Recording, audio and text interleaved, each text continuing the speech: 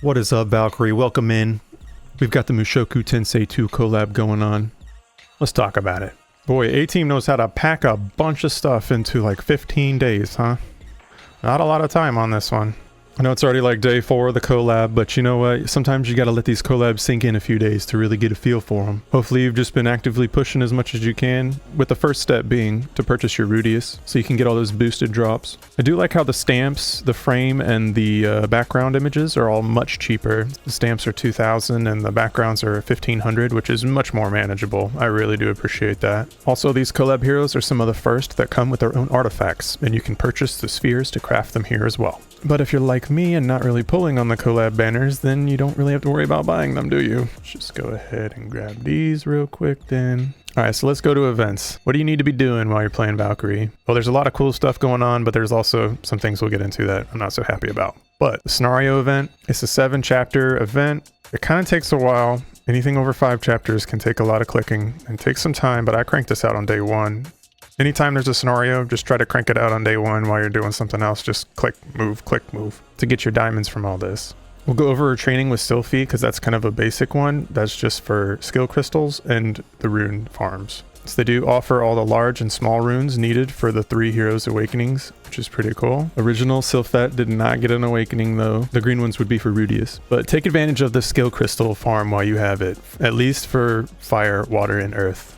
I mean, I've got a lot, but I'm still going to be farming it. Skill crystals are one of those things that's going to slow you down at any stage of the game until you have a big old stockpile like me here. Just farm it when you can. Otherwise, you'll run into situations where you need them and don't have them, and I don't want that for you. Moving on, let's cover the Showdowns, ECBs, and how they kind of work. They are both associated with the same special challenges, which is great, under Roxy's assignments. Now, I unfortunately can't show you here, but all you need to do every day is clear any showdown of all 3 difficulties, and then you get an extra 4 high boost for doing that every day. Over the course of this event, this would be about 56 or 60 high boost potion, depending if it was an extra day at the beginning. But these can be difficult, and the S3 is no joke. Now, Erd is a lot easier than Noah, because Erd has Rudius boosted. So everybody, see, Rudius is rank 1 as far as usage go, and there's a reason. Obviously you get the extra boosted drops, he's really strong at it, and he's triple boosted, so his stats are through the roof. In my opinion, only farm as much Noah as you need to get the gear drop,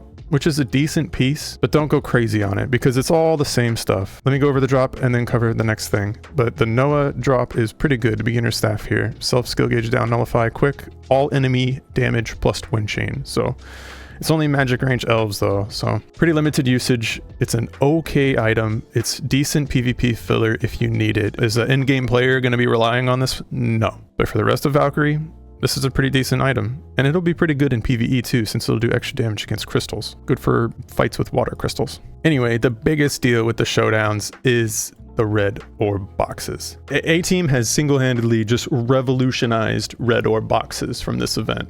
Now, I have 48 right now, but I've already gone through a couple thousand. It's ridiculous. Not only that, but they're not the red orb box 1 through 4.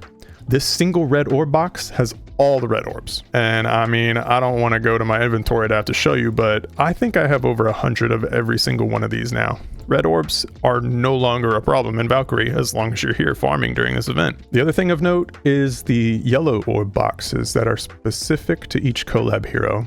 So you can get their gold frames, at least the orbs, for free just farming this. It's pretty good. If you don't pull anybody but your Rudius, then they're kind of wasted. See, I'm already holding 999 of that. It's just getting converted into mana for me because I haven't pulled anybody else. But at least Rudius is gold with the full page filled out just from farming this. Okay, Mage Roxy strikes. This is our 10-star ECB. Notice I haven't even cleared 10-star. A lot of people are worried about 10-star. They're like, oh, I need the high runes. Well, I don't. You only need so many high runes. There's only so many heroes with second awakenings that need this. Once you kind of have this stuff on lock, you really don't need to be farming every single 10-star ECB. Plus, you need support lock units, and a lot of people don't even understand what a support lock unit is. Now I'm going to come in here and sort by my second awakenable state for awakened heroes. And there are 2 different types of primary second awakenables. There's Blight Warp Resistance, and there's Support Lock. There's also a bunch of collab heroes that go to 50 or 99, but those don't count as far as I'm concerned. My main 5 5 support lock heroes are these 5 here at level 34. Once you get to 33, you get the resist support lock. Now, a single support lock is typically going to cover the unit itself and 2 allies, because most of the time the unit itself with support lock is included in the 3 allies with whatever. Sometimes they're not. So honestly, when you are farming 10-star ECBs and you only bring 1 support lock, just 3-man it. You don't even need to bring 5 heroes, because they're just, the other 2 that aren't covered by a support lock are just going to die and do no damage. That's the key. If you're not bringing 2 support lock heroes and then make sure that those support locks don't overlap each other, there's no reason to bring more than 3 people to a 10-star ECB. But that covers up 10-star ECB as far as a quick notice about it. Anyway, the Mage Roxy, what's it got to offer? It's got the Roxy's Dictionary, which is a decent self-skill gauge. All enemy hit. It's going to be okay. It's alright, as anything that hits all enemies is okay enough. It would be better if it ignored barriers, but at least it has some self-skill gauge, and its usage is a little bit better than just elves like the other piece. Don't go crazy for it. I think 2 5-stars is a good spot to sit. I don't really see needing more than that. And we have the Mad Dog Aris RCB, which I'm not too happy with, honestly. I actually took a break from Valkyrie for the first time yesterday because I was just so exhausted from work. And I've already missed like half of this event period. Now, this one, I'm not going to go into all that. I'm just going to talk about the rewards. So here's the deal. The final point ranking rewards. If you want the most from this event, just make sure you place in the top 1500. That gives you enough Aris's headband to get 1 5-star, because it's a 12 copy. So you got to get 4 from the rewards, then 8 knives to make 1 5-star if you want it at a 5-star. And it is good. There's a lot of PvP accessories like this now that have 2 enemies with multiple CC openers, all stats to self, and it has good usage by being available to 4 races here. This is a decent piece. If you care about it, push top 1500 in this event. Where that means you have to go with the score, I couldn't tell you, but you know what? Valkyrie really needs to improve this scoring here, because 200k points without boosted is not okay, especially for a 3-day event. What do they want you living in here playing repeat? They don't want you using macros or emulators to do this, but they expect people to tolerate this amount of farm. Look, I'm a farmer and I play Valkyrie because I can farm, but this is too much farm. First off, from 120,000 points to 180,000 points, you literally only get red orb boxes, 8 of them, which you could get in 1 showdown run. Red orb boxes are trivial. They needed to take these out of the milestone rewards after they introduced the Erd and Noah showdown runs. This is ridiculous. This cannot be the rewards for this anymore. Nobody's gonna need red orbs ever again. You make almost half the farm be these now almost worthless orb boxes. And you give 40 high boost at 110k points, and then at 195k, you only give 30. After they've done that much more work, yeah, you only get 30 more. What's the point? I don't see it. You won't see me farming this past 110,000. I don't even have boosted, so I'll be lucky if I hit 50k. And then to top it all off, of course, they give you 500 diamonds at 90k points, but then they tell people, oh, if you farm 200k and deserve more, you only get 300 diamonds. If you want people to even care about 200,000 points for every single RCB, especially if it's a 3-day duration, change this. Change 120 to 180. Red orb boxes don't matter anymore. We want diamonds and high boost. Eris's robe isn't even that good. This is mid gear. You get 4 copies throughout. They decided to put one of them at 190k. This gear is not worth this. It is limited usage. Its self is just, you could get that from other stuff. All right, anyway, that tangent was going to need to be nipped in the bud anyway. This gear is not worth the placement and all the points that you farm. Not even worth the stamina to get this many points anymore. If this was 60 high boost, 600 diamonds, and a better gear, maybe. But even then, if you don't get boosted, you're not hitting 200k in 3 days. There are too many other things to do. Also, there's other games to play other than just Valkyrie. At some point, people have to draw the line somewhere. Anyway, I'm not happy with the Mad Dog Aris RCB. I think it's a waste of time, but I'll try to push for top 1500 score just to get 1 5-star of that other gear. All right, anyways, so over the collab, we got Rudius, the boy, and I'll tell you, I have never watched this anime. I watched the first episode of season 1 when I learned that this collab was coming just to see, and oh my god, is it way too ecchi for me. Gosh, this guy is a perv. Even as a baby, because the guy gets reincarnated and he comes out as a baby, but he has all his adult memories, so he's like, oh my god, it's a lot.